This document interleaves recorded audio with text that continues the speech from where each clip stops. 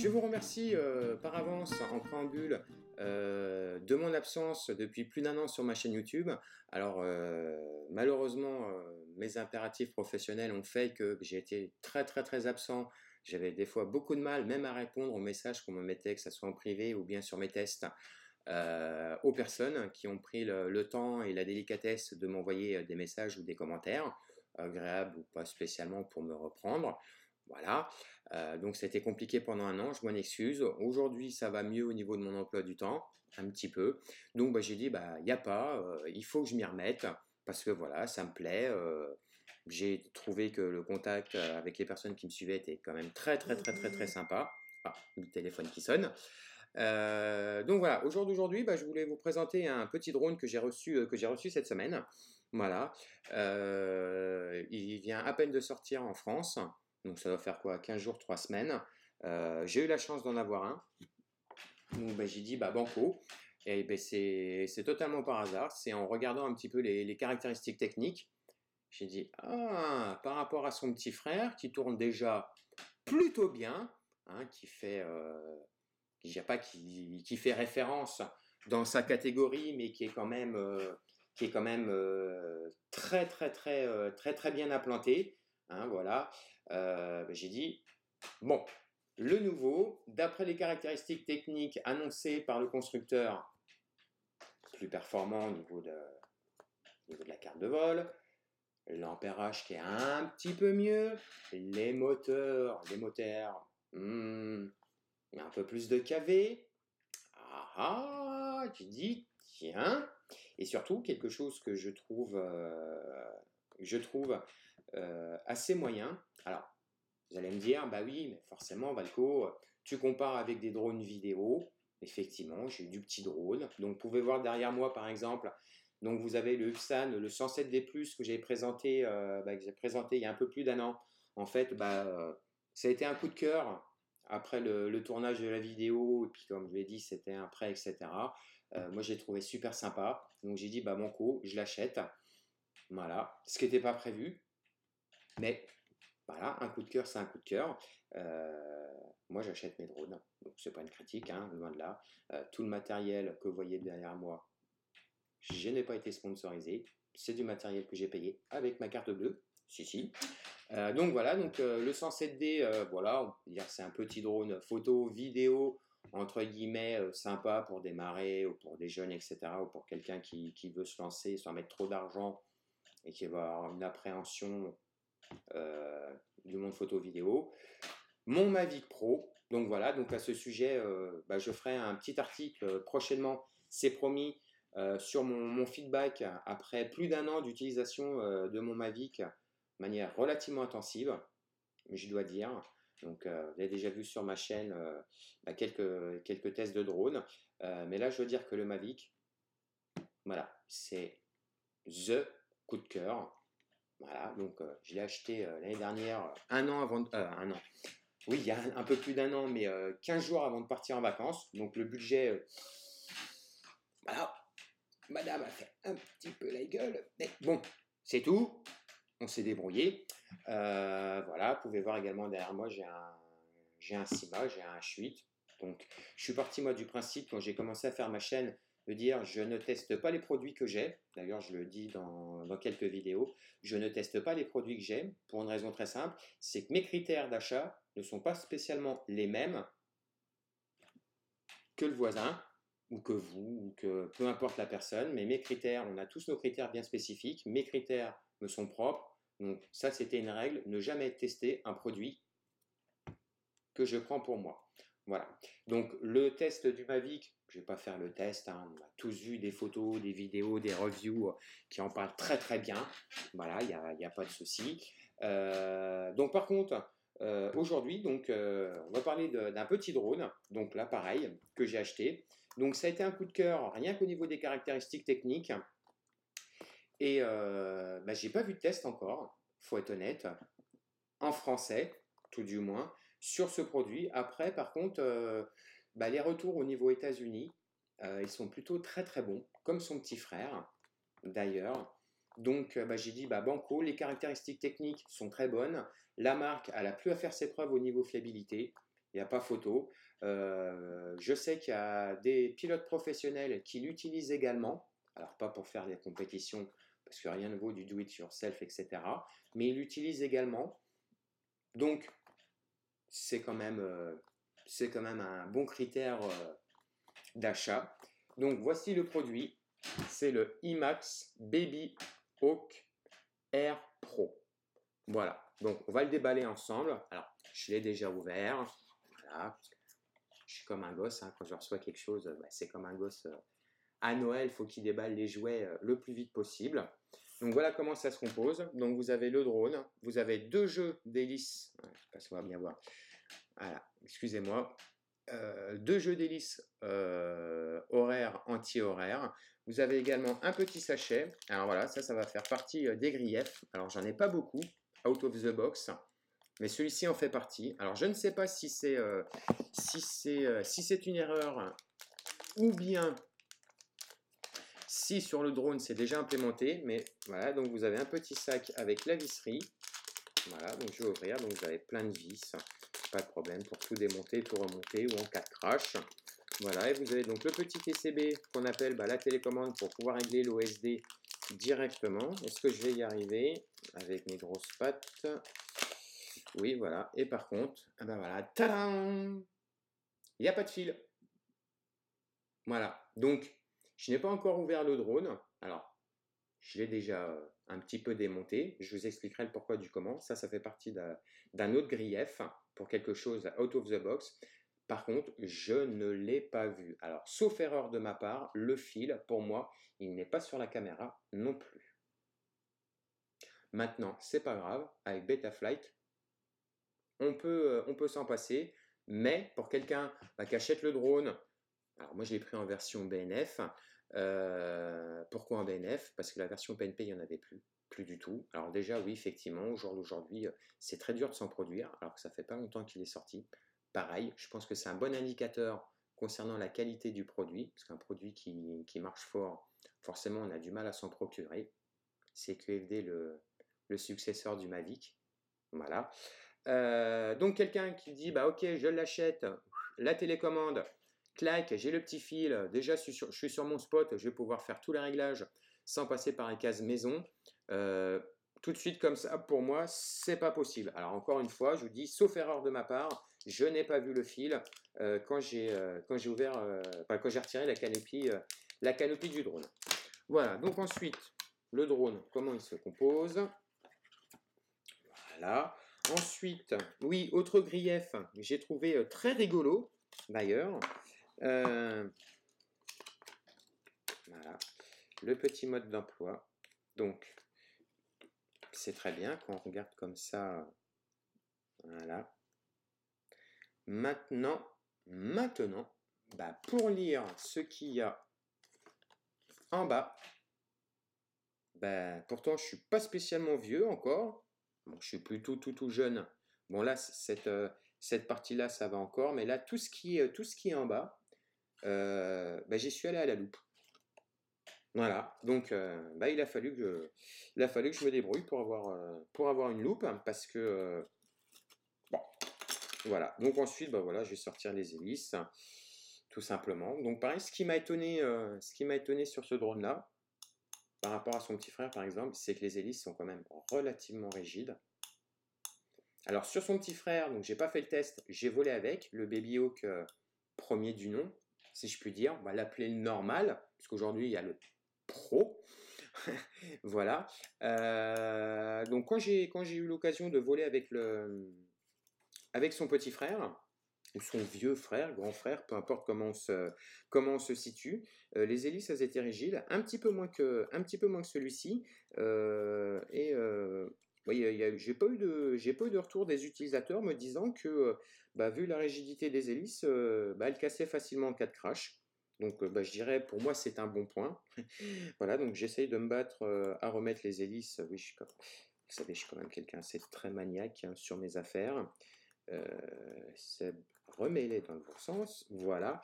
Donc oui, au niveau des hélices, je vous ai dit, je les ai trouvées quand même relativement rigides par rapport à son petit frère, ou grand frère, ou vieux frère, ou par rapport à d'autres drone par rapport à d'autres hélices, enfin pour un 3 pouces, j'ai trouvé ça assez particulier. Alors par contre, comme je vous dis, j'ai fait un petit test avec hier au niveau des réglages Betaflight. Oui, on va en parler tout de suite. Donc c'est Betaflight 3.4 qui est dessus. Voilà, c'est pas la dernière version. Alors après, je vais pas m'étendre sur le sujet. Il y en a qui disent oui, il faut flasher, il faut être en dernière version. D'autres qui disent non, bon, on peut laisser quand ça marche bien comme ça, il faut laisser. Alors je dirais des formations professionnelles. Quand il y a quelque chose qui fonctionne bien, pourquoi prendre le risque de le changer sous peine d'être déçu? Et ça vaut notamment par rapport au Mavic au niveau des différentes mises à jour qu'ils ont pu faire. Donc ça, j'en parlerai quand je ferai le test, quand je vous parlerai des 1 an de mon expérience, maintenant un petit peu plus d'1 an d'expérience avec le Mavic Pro. Donc voilà la bestiole. Voilà, allez, on va rentrer un petit peu dans le vif du sujet. Donc, première chose, quand je l'ai commandé ou même quand vous allez sur les sites, sur le site d'IMAX, etc., il vous le montre en photo avec une canopée rouge. Alors là, ça va peut-être pas beaucoup se voir parce que la luminosité, là, il est un petit peu 9h du soir. Donc voilà, je suis désolé. Mais je vous certifie que la canopée, elle est orange. Elle n'est pas rouge. Bon, après, c'est qu'un détail. On n'achète pas un drone pour sa couleur. On est bien d'accord. Mais si vous regardez par exemple la caméra, donc la caméra, on voit bien qu'elle est rouge. Et si on regarde la canopée, on voit bien que ce n'est pas la même couleur, même si c'est translucide. Donc c'est orange. Et voire même si on se réfère par rapport à la prise XT, on voit bien que ce n'est pas la même couleur. Donc voilà, le petit drone, donc c'est un 12 cm, voilà, c'est un 3 pouces. Structure, c'est une structure monobloc en carbone. Alors je vais retirer les scratch de la batterie. Alors pareil, donc ça aussi c'était un petit grief. Je ne sais pas si on peut appeler ça une mode, en tout cas c'est quelque chose qui me semble assez logique sur les drones au niveau de la batterie. Il n'y a pas de petit pad. Voilà. Alors, c'est pas le prix que ça coûte, c'est pas le temps que ça prend à en acheter ou à s'en faire soi-même, hein, on est bien d'accord. Mais j'ai trouvé ça un petit peu limite. De dire, il n'y a pas un petit pad pour la batterie, hein, parce que même si le scratch, il tient bien, alors c'est peut-être la raison, je ne dis pas le contraire. Concernant ce petit scratch, il n'est pas très gros, on est bien d'accord. Donc sa batterie, il préconise du 3S. Donc une batterie 3S, c'est pas spécialement gros, c'est pas spécialement lourd. Le scratch, j'ai ouvert, fermé plusieurs fois, parce que j'aime bien faire les tests de scratch, parce que c'est très important, j'estime, sur un drone. Parce qu'il y a eu beaucoup de soucis sur certains drones où là, effectivement, le drone se crash. Voilà, le scratch, au revoir. Celui-ci d'assez bonne facture. Alors, ça doit être la raison pour laquelle ils n'ont pas mis de petit pad. Mais je dirais, c'est quand même un petit plus de l'avoir. Donc ça, c'est un grief. Donc structure en carbone monobloc, 12 cm de diagonale. Voilà, donc l'épaisseur, c'est du 2,3, 2,5, voilà, de chaque bras. Voilà. Donc les moteurs, bien évidemment, c'est du brushless. Donc c'est du 1106 qui tourne à 6000 kV. Voilà, c'est du 6000 kV. Donc ça m'a impressionné par rapport à son petit frère, qui lui était de mémoire, je crois, à 4500 kV, qui tournait déjà très fort, hein. Je vois toutes les personnes qui l'ont acheté en 2 pouces et qui ont fait la transformation en 2,5.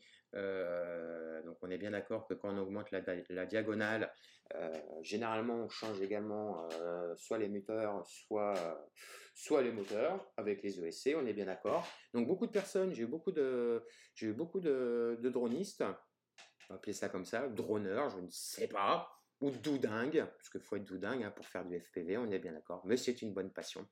Euh, voilà. Ils n'ont pas ressenti le besoin. Donc déjà 4500 kV de mémoire, si je dis pas de bêtises, sur le petit frère, ça envoyait déjà pas mal. Là, 6000 kV, ouais. Franchement, ouais. Je vous montrerai un petit test, un petit test de punch. Vous allez voir, donc en batterie 3S, mais pas très très puissante, hein. Là, pour celui-ci, je ferai le test en 3S, je crois que ça doit être du 500 ou 550. Voilà. Alors qu'Emax préconise du 6005. Donc j'ai dit, bah, on va partir sur du 6000 parce qu'effectivement, du 500, pardon, parce qu'effectivement, des moteurs en 6000 kF, je pense que déjà avec du 500, ça doit déjà pas mal avoiner. Et ouais, ça avoine pas mal. Ensuite, le contrôleur. Donc ça, le contrôleur, donc c'est un Tower Magnum, hein, voilà. Donc c'est un F4 de Lite, voilà, donc de chez Emax. Il est flashé sous Betaflight. Donc c'est Betaflight 3.4. Voilà, l'OSD il est actif, bien évidemment. Agréable surprise, hein, j'ai été étonné. Quand j'ai vu les photos, avant même de l'avoir en main, etc., quelque chose que je trouvais assez, voilà, de face ça sera mieux, je trouvais quand même assez dommageable. Alors vu la taille de l'engin, c'est aussi un peu compréhensible que le condensateur, il l'avait mis sur le côté. Voilà, il l'avait mis là sur le prédécesseur. J'ai dit, bah, en cas de crash, c'est bien, mais le condensateur, il peut bouffer. Voilà. Donc là, par contre, là, c'est bien joué parce que donc, toujours en XT30, bien évidemment, bah, là, le condensateur, j'ai essayé de tourner le fil. Voilà, là, le condensateur, je ne sais pas si on va bien voir. Bah voilà, il est directement intégré à la prise XT30. Donc, premier bon point, c'est la première chose que j'ai remarqué quand j'ai pris le drone en main. J'ai dit, ah super, il y a un condo et ils l'ont casé là. Ça, c'est super sympa. Donc voilà, le capteur de courant, donc un ESC 4 en 1, donc évidemment, c'est un bel EI, donc c'est un 25 ampères. Donc le modèle précédent, c'était un 12 ampères. Donc là, c'est un 25 ampères. Voilà, je pense que pour le griller, va falloir quand même bien tortiller. Les hélices, c'est des hélices Emax Rush en 2,5 pouces. La caméra, donc c'est une Foxeed. Attendez. Voilà, on va retirer le petit capuchon. Foxeed, qu'est-ce que je dis moi?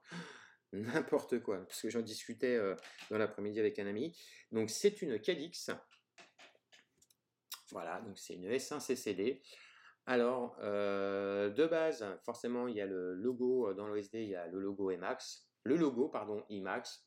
Donc après, avec Betaflight, vous inquiétez pas, vous pouvez le verrer, il n'y a pas de souci. C'est un 600 TVL, donc il est aussi bien PAL que NTSC. Voilà, bon. Après, il y en a qui préfèrent en PAL, en NTSC. Je dirais, c'est comme pour la photo ou la vidéo. Il y en a qui filment en 25, d'autres qui préfèrent filmer en 30, etc. Moi, j'ai pas d'avis tranché sur la question. Ça m'est déjà arrivé de faire des très belles prises de plan en 25 images par seconde et également des très belles en 30. Bon, mais là n'est pas le sujet. Donc voilà, PAL NTSC, c'est une lentille en 2,5 mm. Et là, par contre, hein, là, quand j'ai lu les caractéristiques techniques, j'ai dit, mais sur un si petit drone à ce tarif-là, si c'est réellement le cas, là, ils ont fait voir, IMAX, c'est un fauve à 130. Oui, c'est un fauve à 130.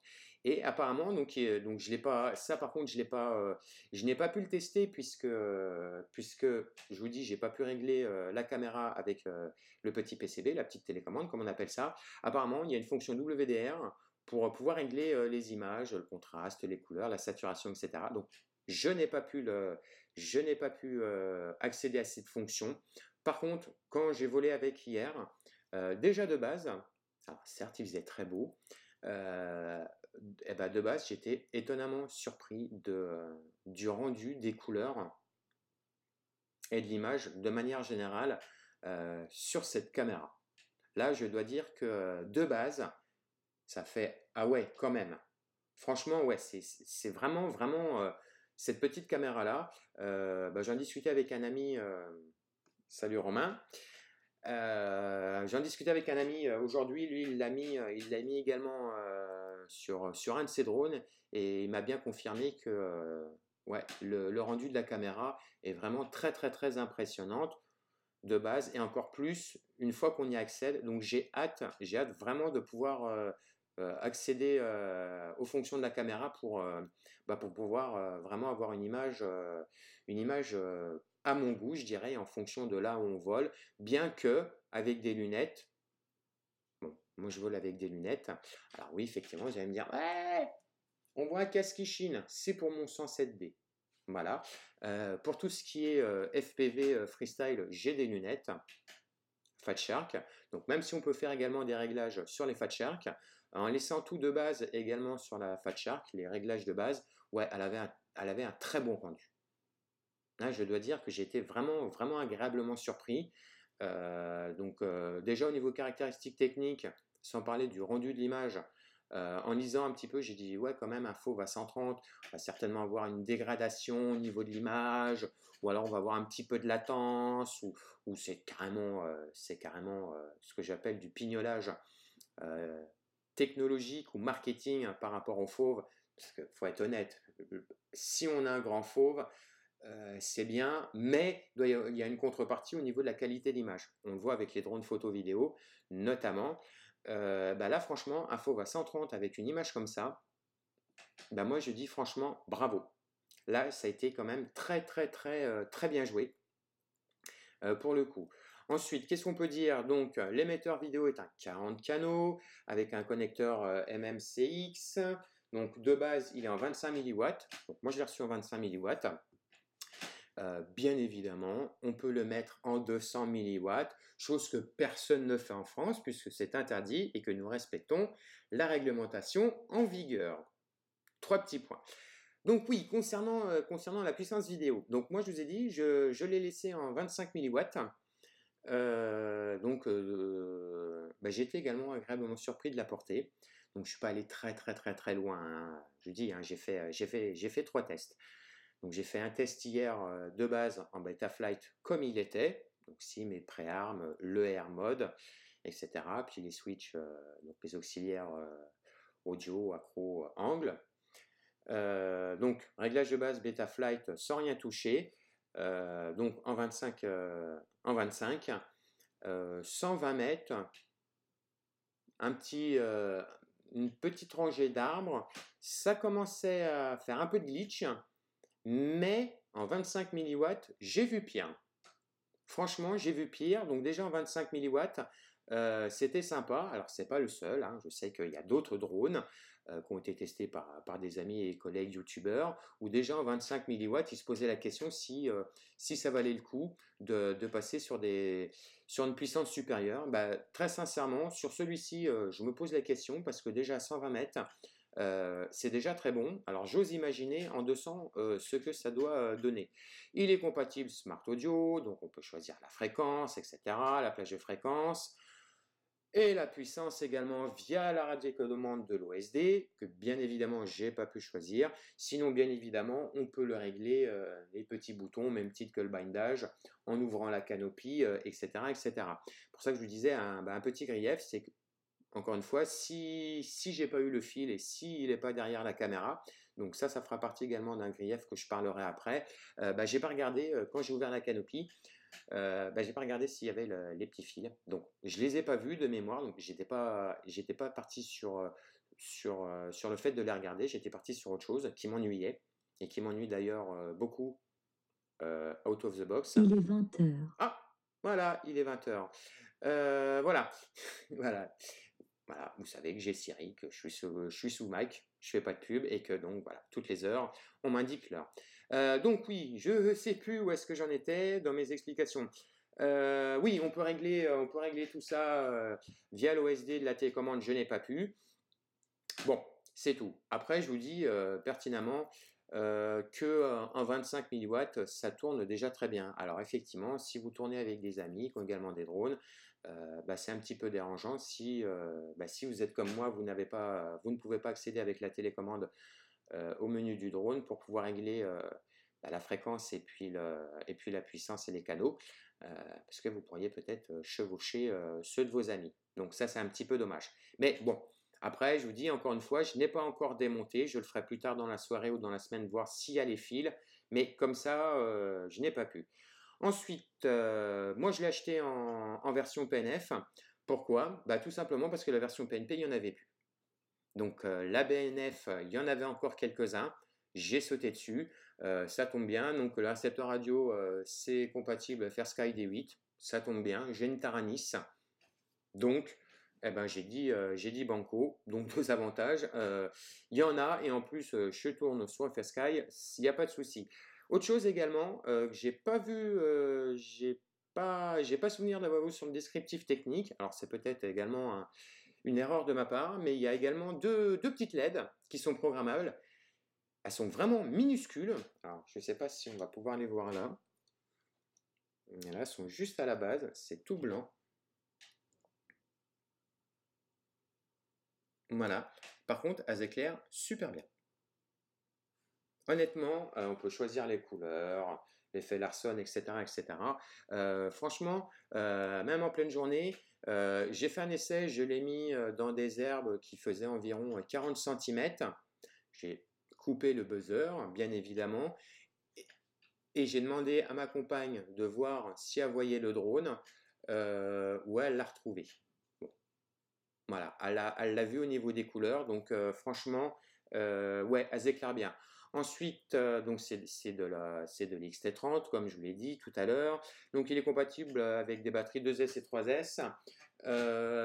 Apparemment, il n'est pas compatible avec les 4S. Alors pourquoi, vous allez me dire, alors que eh ben, on a du 25 ampères, alors que le modèle précédent il avait du 12 ampères. Bah, apparemment, avec du 4S, il y a eu certains utilisateurs qui ont eu des problèmes, ils l'ont cramé. Là, ils ont mis du 25, alors je ne comprends pas, puisque c'est le double, normalement ça devrait passer. Donc j'essaierai plus tard avec une 4S, voir ce que ça donne.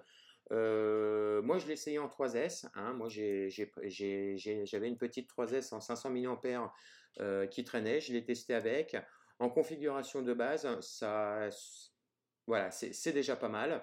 Donc après, en 4S, je pense que ça doit être assez monstrueux.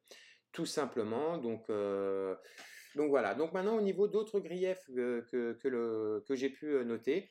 Donc déjà, pour moi, le sujet qui fâche, pour quelqu'un qui achète le drone out of the box, qui n'a pas spécialement tous les outils à sa disposition, et ça peut arriver quand on démarre dans le monde du modélisme, c'est que, regardez la caméra, je ne sais pas si on va le voir là, attendez, voilà, l'angle de la caméra, attendez, voilà, l'angle de caméra quand même est assez prononcé, donc pour quelqu'un qui veut démarrer en mode horizon, eh bien en fait, de base, le drone va être relativement horizontal, on est bien d'accord, et bien là, comme ça, il va avoir une belle vue sur le ciel, ce qui est peut-être pas trop l'intérêt.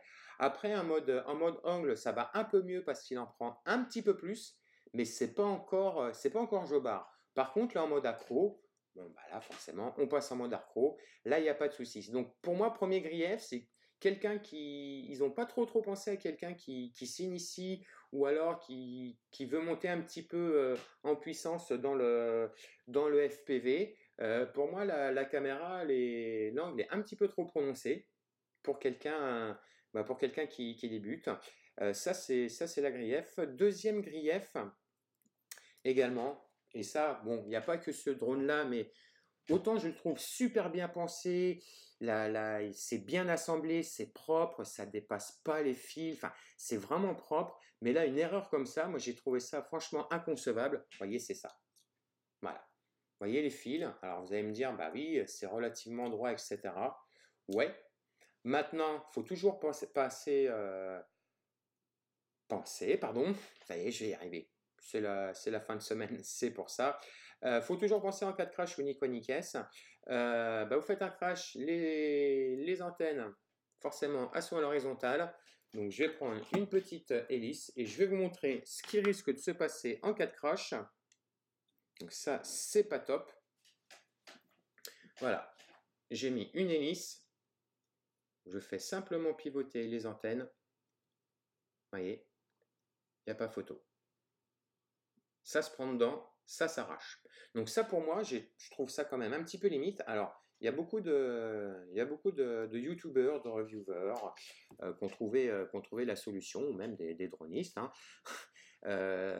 C'est Petit Rislan, ou alors c'est avec Gain Thermo, voilà, ou alors une petite pièce en impression 3D. Alors, monsieur Emax, je suis désolé, pensez à un petit système avec des petits guides en impression 3D, ça coûte pas des milliers des cents, et c'est franchement super sympa, et c'est super agréable pour l'utilisateur final quand on déballe la pièce. Voilà. Donc ça, je trouve ça un petit peu dommage. BNF, oui BNF, mais vraiment je bind, je mets et je vole, oui, à condition de bien maîtriser et d'être à peu près sûr de pendant les premiers vols, si on touche pas l'antenne, de pas le cracher. Voilà.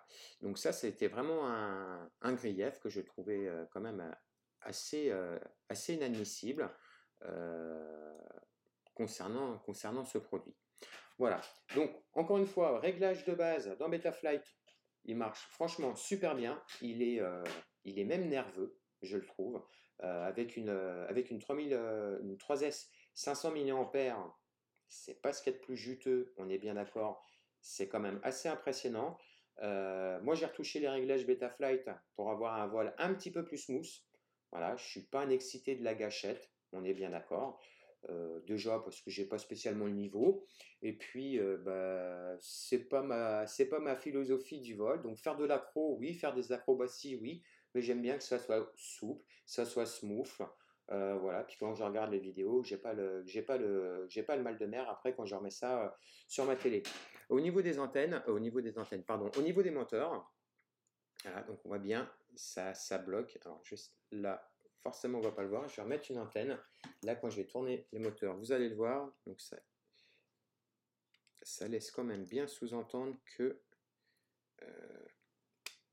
voilà, vous allez voir, je vais tourner. Et donc le cliquetis, voilà, faut vraiment appuyer. C'est pas comme un drone normal où on peut tourner tac tac tac tac tac. Là, je sais pas si ça va s'entendre. Voilà, on verra bien dans la vidéo. Mais ouais, et bon petit clic. Alors c'est un indicateur. Alors il y en a qui disent oui, il y en a qui disent non. Bon, moi je trouve qu'un drone plus ça travaille au niveau du moteur, plus c'est un indicateur au niveau de la patate. Voilà. Donc premier vol, franchement nickel avec les lunettes. Je vous dis tout nickel, aucun problème pour trouver les fréquences. 25 mW, on va très loin avec. Les réglages de base, ils sont quand même assez sympas.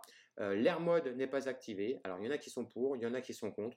Moi, personnellement, je l'ai, switchable, parce qu'il y a certaines figures que, au jour d'aujourd'hui, moi, pour mon niveau, j'estime que pour rattraper une figure, suivant les figures qu'on fait, suivant le niveau, ça peut être bien pratique. Donc l'harmone n'est pas activé, mais ça dans le réglage de Betaflight, ça prend quelques secondes, les clics de souris. Ah oui, pareil, autre chose, donc ça c'est pas indiqué nulle part, sur le site de constructeur notamment, et il n'y a personne qui en parle. Quand j'ai voulu binder, j'ai pas pu binder avec ma QX7, il a fallu que je la flash. Donc si des fois vous voulez vous prendre un petit setup, ce drone là, plus une QX, donc je pense que les Taranis supérieurs, X9, etc., Spectrum, ça doit être pareil, il faut flasher. Voilà, ça il faut le savoir. Donc si vous avez d'autres drones avec votre Taranis, il n'y a peut-être pas spécialement besoin suivant ce que vous avez, mais pour celui-ci, il faut le flasher. Ça prend 30 secondes, on est d'accord, mais encore une fois, vous achetez tout le matériel, vous voulez sortir out of the box sans réglage ni quoi ni caisse, c'est un petit peu compliqué. Voilà, je trouve que franchement pour un premier jet, pour un première sensation, première approche, out of the box, au niveau des réglages, j'étais assez content. Alors il faut savoir que apparemment, donc ça j'ai pas été vérifié, mais j'ai entendu parler de ça pas plus tard que cette nuit. Apparemment, IMAX a mis sur leur site aux EUSA des réglages de PID pour les 2S et les 3S. Donc j'ai pas encore eu le temps de me pencher sur la question. De base, c'est pas mal. Le seul défaut, c'est pour moi, pour quelqu'un qui veut une conduite un peu souple, etc., faire des beaux mouvements, le roulis, le lacet, etc., j'ai trouvé qu'en mode horizon, le gyro avait quand même tendance à beaucoup travailler. De base, c'était, si mes souvenirs sont bons, donc ça j'ai touché lors de mes vols d'aujourd'hui. De base, l'inclinaison c'était à 75 degrés. C'est-à-dire qu'avant faut vraiment l'emmener à 75 degrés pour pouvoir en mode horizon pour pouvoir faire les figures. Moi, j'ai trouvé ça un petit peu dommage parce que pour quelqu'un qui démarre ou alors qui commence à s'engaillardir pour pouvoir faire des figures en accro, personnellement, je trouve que 75 degrés, ça fait. Faut y aller. Au niveau des sticks, au niveau des débattements, moi, je l'ai réduit. Et ce que j'en ai ressorti comme résultat, c'est qu'à 60 degrés, il y a beaucoup moins de mouvements parasites au niveau du gyro. Donc après, chacun ses réglages, chacun a sa manière de voler, sa sensibilité. Moi, c'était sur le réglage de base, s'il y a vraiment ça qui me dérange dans les réglages, c'est c'est ce mode-là au niveau du gyro, au niveau de l'inclinaison. Et donc, une fois que c'est réglé, par contre, ouais, une fois que moi, par rapport à mes réglages, moi, j'ai trouvé qu'il était vraiment, vraiment très, très, très, très sain. Et ouais, les figures s'enclenchent super bien. Voilà, donc je vous remercie d'avoir suivi sur cette oui, longue review de déballage et de premier avis du Baby Hawk Air Pro de chez IMAX. D'ailleurs, je vais vous mettre dans le descriptif toutes les informations, donc les informations que je vous ai déjà dit, et les plus importantes. Et je vous mets également le lien pour pouvoir le commander. Donc sur Banggood, il y a encore une heure, il y en avait en stock. Donc la semaine prochaine ou dans les jours qui viennent, je ne sais pas s'ils auront encore. Maintenant, au jour d'aujourd'hui, il y a moins une heure, moins une heure, il y en avait encore. Donc vraiment, si vous voulez acquérir ce petit produit-là, passez par mon affiliation. Voilà, vous soutiendrez ma chaîne et vous êtes à peu près sûr de l'avoir tout de suite maintenant, je pense. Voilà, pas parce que vous passez par moi, mais au jour d'aujourd'hui, il y en a encore. Voilà, bah écoutez, je vous remercie, puis je vous dis à très bientôt. Donc je vous dis cette semaine, je vais m'atteler à faire vraiment des vols un peu plus poussés sur mes réglages Betaflight, voir un petit peu vraiment ce qu'il a dans le ventre, si je peux accéder à la caméra, voir un petit peu ce que ça donne le ressenti. Donc je ferai une petite vidéo puisque j'ai le DVR sur mes lunettes avec les réglages de base, et puis je vous montrerai également une petite vidéo avec les réglages que j'ai fait, que j'ai pu avoir accès au niveau de la caméra, voir si effectivement il y a un vrai gap, mais je fais confiance à mon ami Romain qui m'a dit qu'il y avait vraiment une différence. Voilà, bah écoutez, je vous remercie, et puis à très bientôt pour des prochaines vidéos. Ciao, bye bye.